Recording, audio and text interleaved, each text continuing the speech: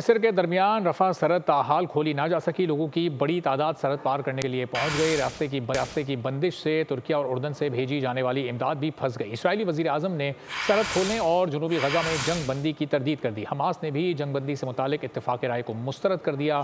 अमरीका ने शहरियों को मिस्री सरहद के करीब जमा होने की हिदायत कर दी।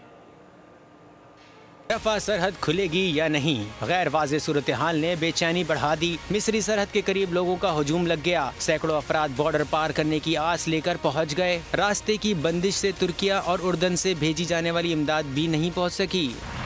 इसराइल ने सरहद खोलने और जनूबी गजा में जंग बंदी की तरदीद कर दी। वज़ीर आज़म ऑफिस से जारी बयान में कहा गया कि ऐसे किसी मुआहदे पर इत्तेफाक नहीं हुआ। अक़वाम मुत्तहिदा में इसराइली सफ़ीर ने कहा कि गजा पर दोबारा कब्जे का इरादा नहीं, ताहम बका की जंग में वाहिद रास्ता हमास को ख़त्म करना है। हमास ने भी जंग बंदी से मुतालिक किसी इत्तेफाक राय को मुस्तरद कर दिया। हमास मीडिया के सरबराह के मुताबिक फ़िलहाल ऐसी कोई इत्तला मौसूल नहीं हुई।